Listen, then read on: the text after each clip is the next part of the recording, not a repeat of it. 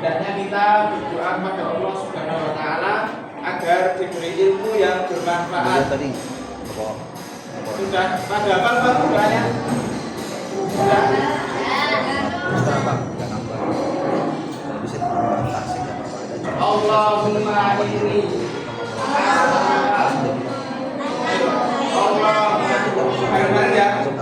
Allahumma inni as'aluka ilman nafi'an wa rizqan thayyiban wa amalan mutaqabbalan. Allahumma ayo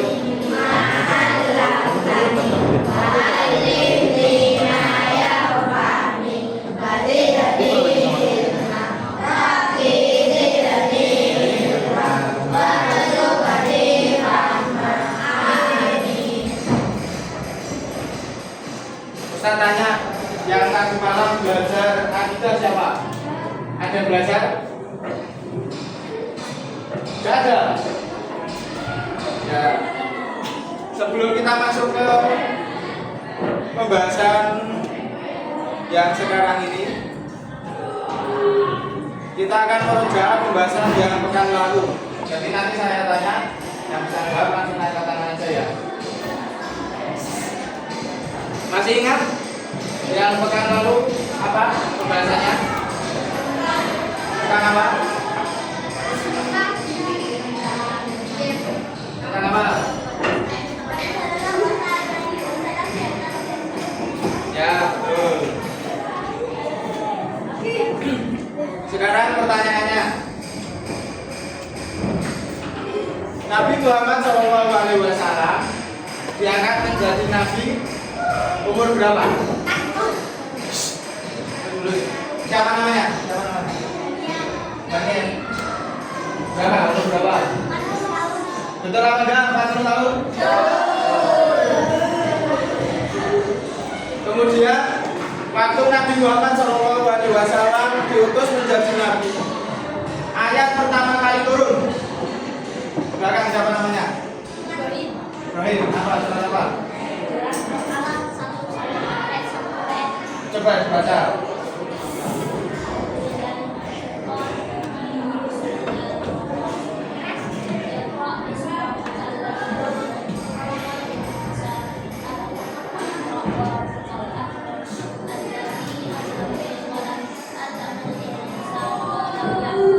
Ya betul. Surat Al apa?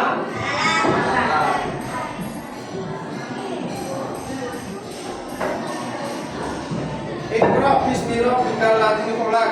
Bacalah dengan menyebut nama Rabbmu yang menciptakan. Khalaqal insana min 'alaq. Dia telah menciptakan manusia dari segumpal darah. Iqra wa rabbukal akram. Bacalah dengan Rabblah yang maha mulia. Kemudian alladzi 'allama bil qalam. Yang mengajar manusia dengan qalam. Kemudian Allamal insana ma lam ya'lam. Dia mengajar manusia apa yang diketahuinya. Kemudian kita masuk ke pembahasan berikutnya, yaitu Nabi Shallallahu Alaihi Wasallam diangkat menjadi Rasul. Ada yang tahu setelah Nabi Muhammad itu diangkat menjadi Nabi, terus Nabi diangkat menjadi Rasul.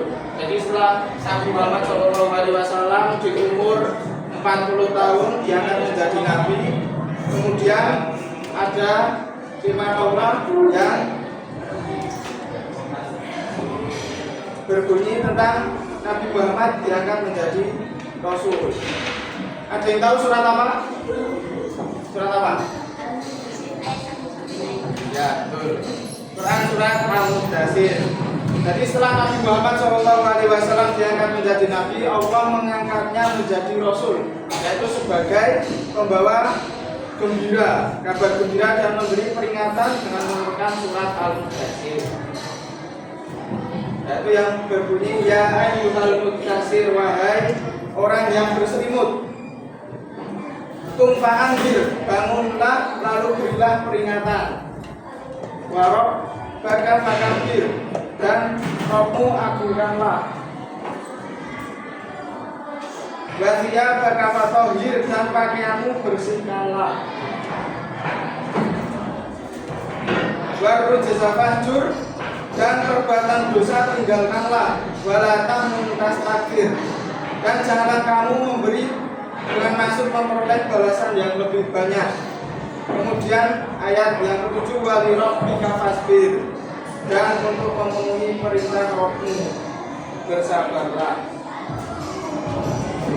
Jadi ayat yang pertama ini ya ayyuhal mudaththir itu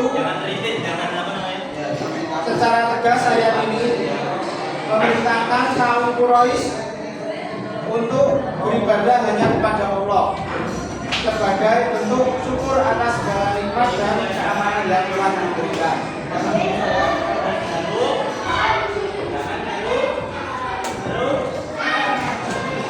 Kemudian yang ayat kedua fa'anzir,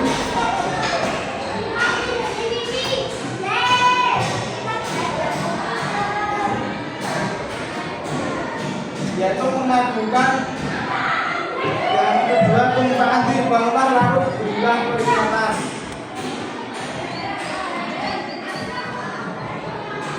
Syekh As-Sa'di ini menjelaskan ya bahwa Allah memanggil Nabi Muhammad SAW dengan keadaan beliau ini saat itu sedang berselimut.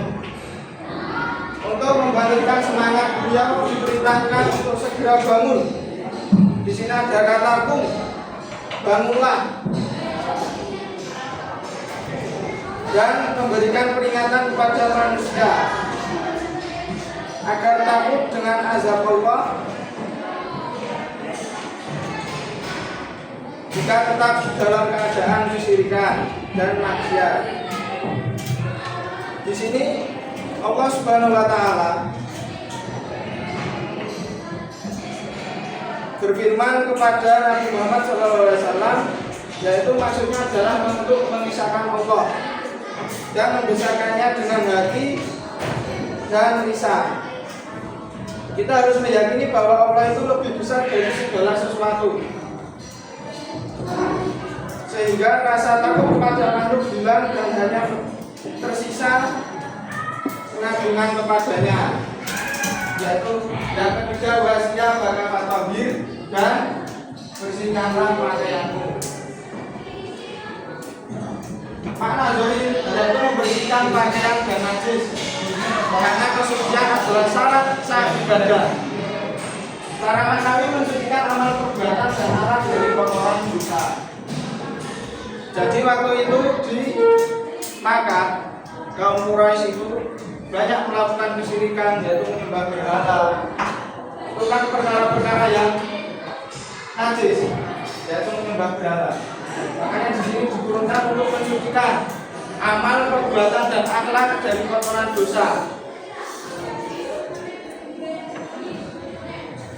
Kemudian yang ayat berikutnya, ayat ke-3, Rabbuka fakabir, maksudnya adalah mengisahkan Allah dan membesarkannya dengan hati dan lisan. Kemudian wasiya bakafatohir,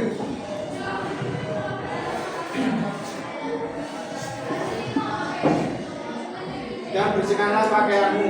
Waru jasafahjur, dan tinggalkanlah segala perbuatan keji, yaitu berhala itu termasuk perbuatan keji.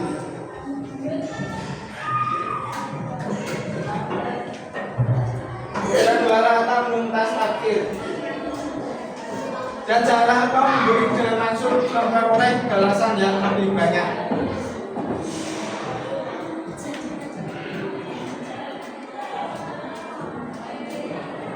Walirobbika fasbir, dan karena Tuhanmu bersabarlah. Jadi perjuangan dakwah Nabi Muhammad SAW di Makkah itu perjuangan dakwah dan ketaatan itu membutuhkan kesabaran, karena di situ kaum Quraisy masih menyembah berhala. Dan sabar di sini harus diniatkan ikhlas karena Allah bukan karena ini atau alasan lainnya. Jadi kesabaran adalah kunci utama dalam menghadapi rintangan saat menyampaikan menyampaikan kebaikan.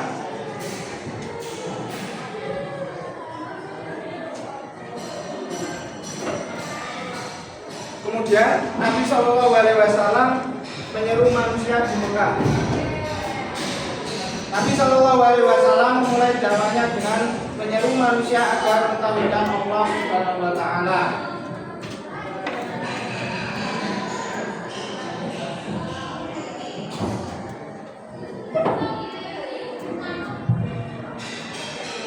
Dan melarang mereka dari perbuatan syirik dan peribadahan kepada berhala. Nabi melanjutkan dakwahnya di Mekah selama 10 tahun menyeru manusia kepada tauhid.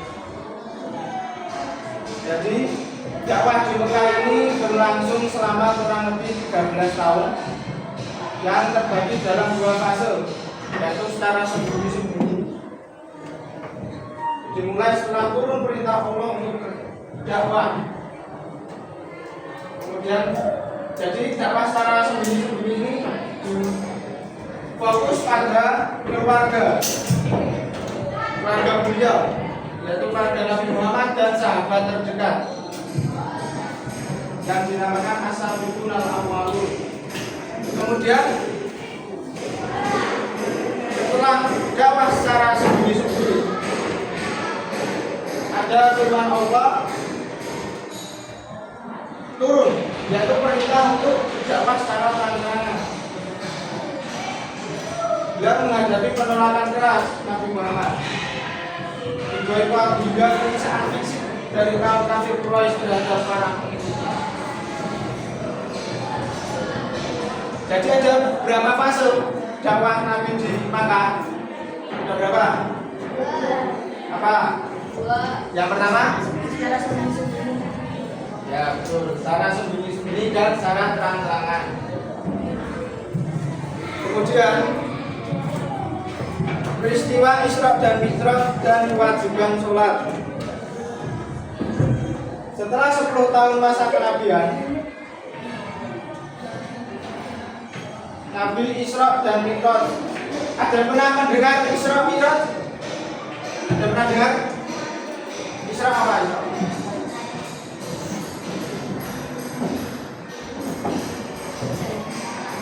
Perjalanan mana? Dari mana ke mana? Dari Jakarta ke Jakarta. Ngapain? Siapa yang tahu? Ya, Isra itu namanya. Yaitu perjalanan malam dari Masjidil Haram ke Masjidil Aqsa. Kemudian Nabi Mi'raj. Kalau Mi'raj siapa yang tahu Mi'raj? Dari mana? Ya, betul. Jadi perjalanan Isra itu dari Masjidil Haram ke Masjidil Aqsa, kemudian Mi'raj dari Masjidil Aqsa ke Rasul. Kemudian Nabi Muhammad SAW di langit ini beliau menerima perintah diwajibkan sholat 5 waktu. Nabi SAW sholat di Mekah selama 3 tahun. Kemudian Nabi SAW diperintahkan hijrah ke Madinah.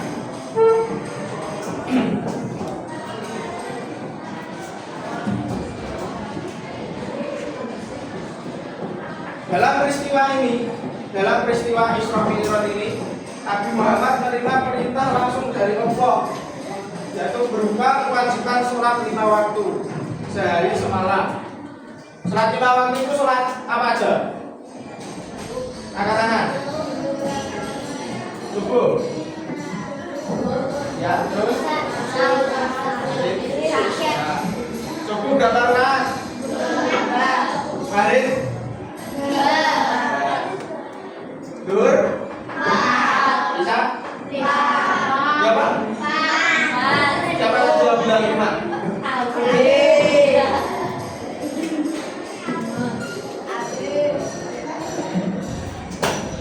Kemudian setelah peristiwa Isra Mi'raj, Nabi SAW hijrah ke Madinah. Nabi SAW SAW berdakwah, mengajak manusia beribadah kepada Allah Subhanahu wa taala di Mekah itu selama 13 tahun. Kemudian hijrah ke Madinah. Itu siapa itu? Nabi berdakwah di Mekah berapa tahun? 1000. Daniel dikasih tahu berapa?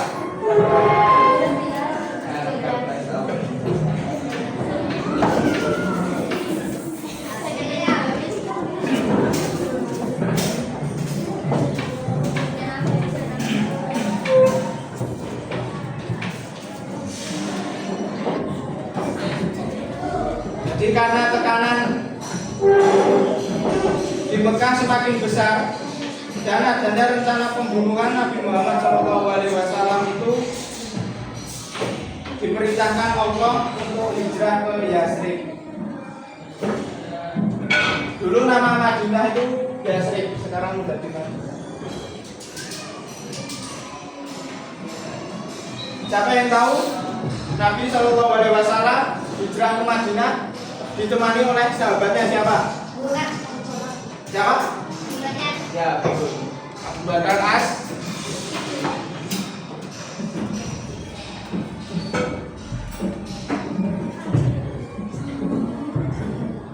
Jadi peristiwa ini dari awal terbentuknya negara Islam yang berdaulat dan menjadi titik awal penanggalan kalender Hijriah. Jadi 1 Hijriah itu awal 1 Hijriah itu setelah Nabi Muhammad hijrah dari Mekah ke mana? Itu dinamakan tanggal 1 Hijriah. Di tahun Hijriah itu dihitungnya dari Nabi hijrah ke Madinah. Setelah Nabi Muhammad SAW hijrah ke Madinah, apa yang Nabi lakukan? Ada yang tahu? Setelah sampai di Madinah, jadi setelah Nabi Muhammad SAW sampai di Madinah, Nabi membangun masjid.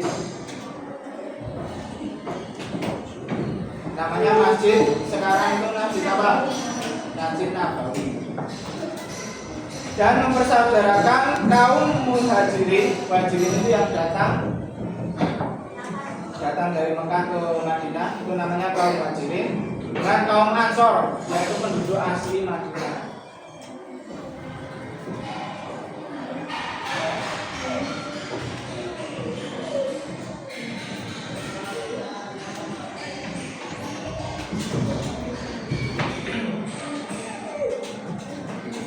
Kemudian lembar kegiatan halaman 135 dibuka. Sudah?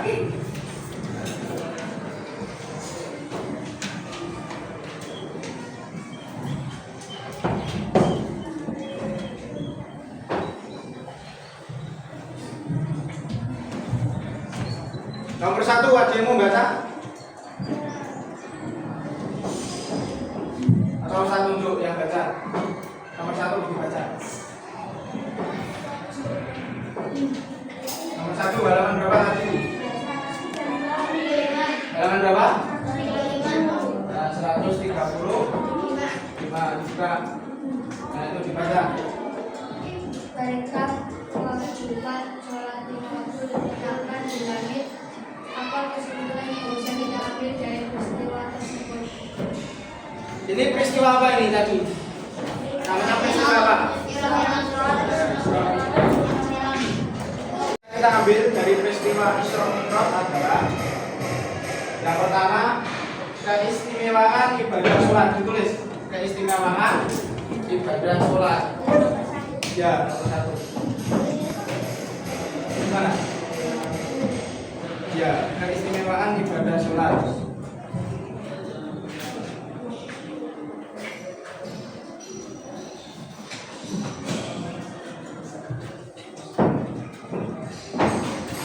Ada yang tahu kenapa?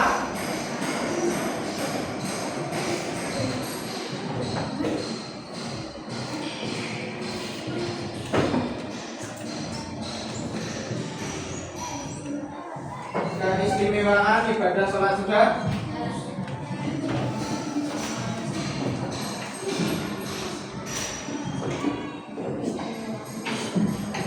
Jadi berbeda dengan ibadah-ibadah yang lain yang disampaikan melalui wahyu di bumi. Sholat ini diperintahkan langsung oleh Allah Subhanahu wa Ta'ala di langit ke. Jadi menandakan sholat ini derajatnya tinggi karena langsung oleh Allah Subhanahu wa Ta'ala, diceritakan oleh Allah Subhanahu wa Ta'ala. Kemudian itu masih satu ya. Ada lagi yang kedua, kedudukan sholat sebagai tiang agama. Ditulis. Masih nomor satu, kedudukan sholat sebagai tiang agama.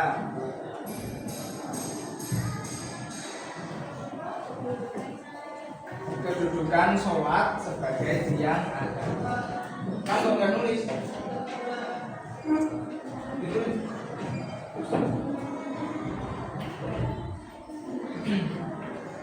Sudah?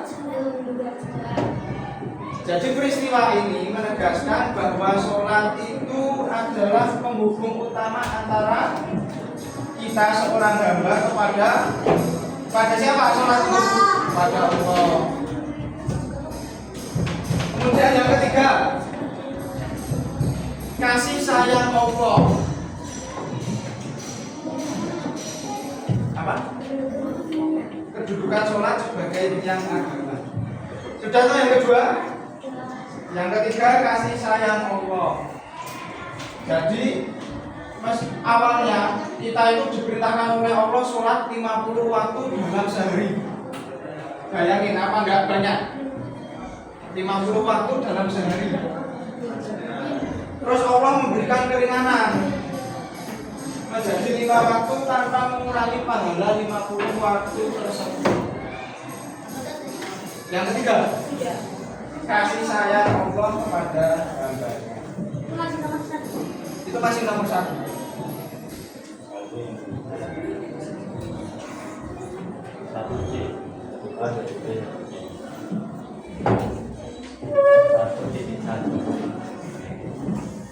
Sudah? Kasih sayang Allah kepada hambanya.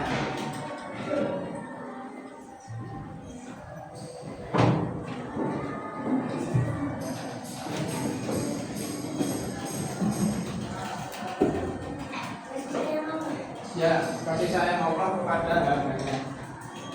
Sudah belum kamu?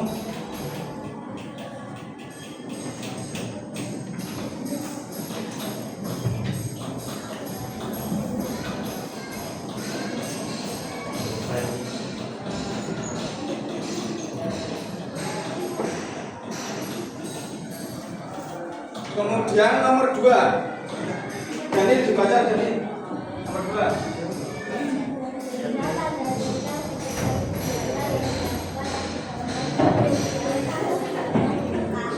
Siapa yang tahu jawabannya? Angkat tangan. Apa? Yang dilakukan Nabi Shallallahu Alaihi Wasallam ketika berdakwah di Mekah. Ya, betul. Kemudian ada 2 di sini. Ya. Yang nomor 2 itu yang dicetak nomor 1 sama nomor 3. Peringatkan dari kesyirikan, mengajak manusia untuk mentauhidkan Allah.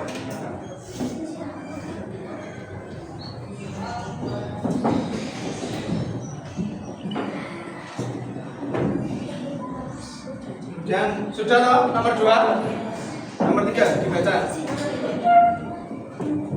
Yang keras bacanya. Allah menurunkan surat-surat yang banyak di Mekah. Ayat-ayat berisi seruan agar mentauhidkan Allah dalam ibadah dan meninggalkan peribadahan kepada selainnya. Bacalah surat-surat berikut, kemudian sebutkan ayat-ayat menunjukkan hal tersebut. Pada bawah Al-Quran enggak? Nah, dibuka surat suratnya itu. Yang pertama surat Quraisy. Al-Quraisy.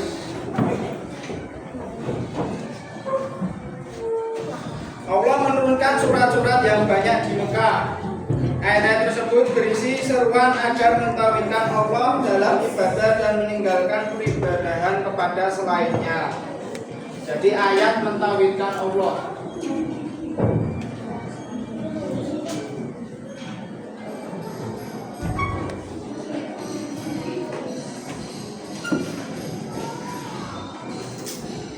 Sudah? Dibuka surat Al-Quraisy.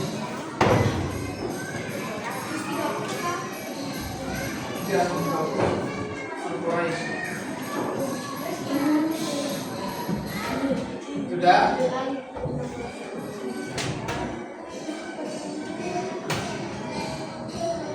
Yang Al-Qur'annya terjemah siapa? Ada terjemahnya.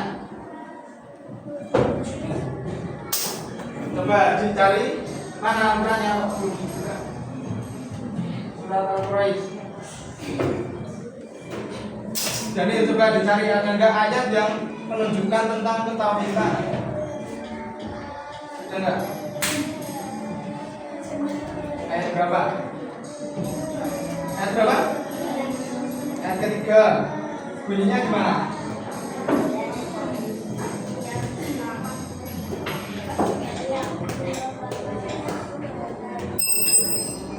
Kalian butuh Rabb hadzal.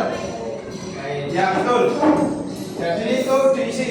Yang A surat Al-Quraisy itu Falyak butuh Rabb hadzal bait. Ya. Bisa tulis sana. Dibaca kamu artinya? Ya, yang A. Maka hendaklah mereka menyembah Tuhan pemilik rumah ini, yaitu Ka'bah. Ini termasuk surat yang memerintahkan untuk bertauhid kepada Allah Subhanahu wa taala. Falyak butuh Rabb hadzal bait. Ya. Ya enggak? Falyak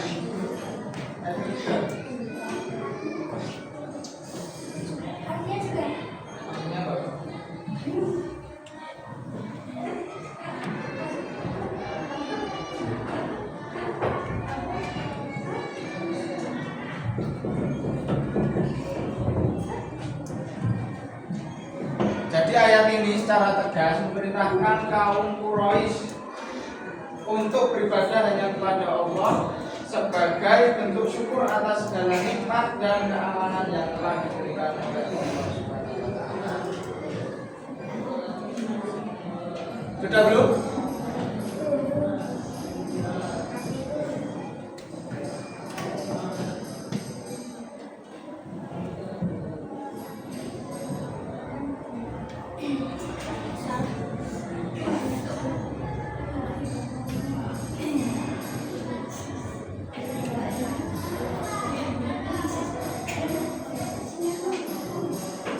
Yang belakang sudah belum itu? Tulis ayo.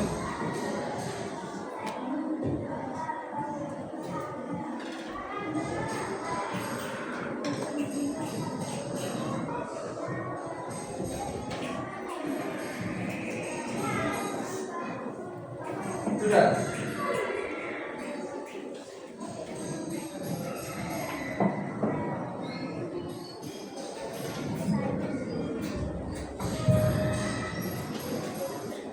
Falyak butuh Rabb hadzal bait. Sudah?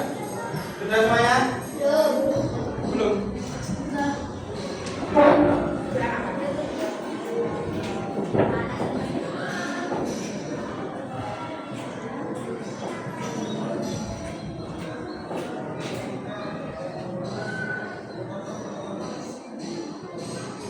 Sudah belum? Sudah. Sekarang masuk ke yang B. Surat apa? Yang B. Al-Kafirun. Qul ya ayyuhal kafirun. Artinya apa?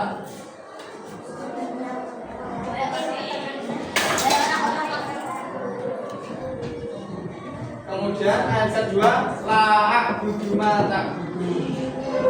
Artinya apa? Ayat kedua ini termasuk ayat yang Allah Subhanahu wa taala firmankan perintah untuk mentauhidkan Allah. Ayat kedua ini ya ditulis la a'budu ma ta'budun. Aku tidak akan menyembah apa yang kamu sembah. Kemudian ayat yang ketiga, wala antum abiduna ma a'bud, dan kamu bukan menyembah apa yang aku sembah. Ayat kedua ditulis tiga. Ayat kedua ditulis dulu ayat kedua.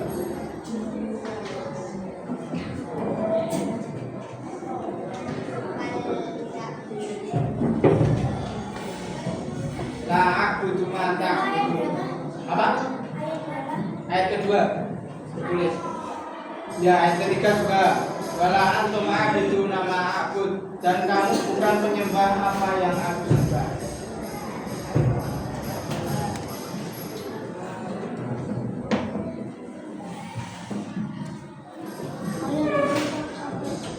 Dua sampai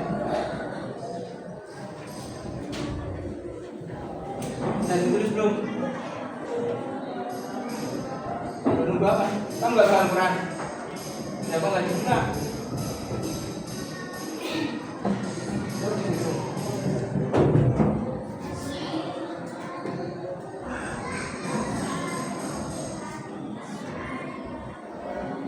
Ini aku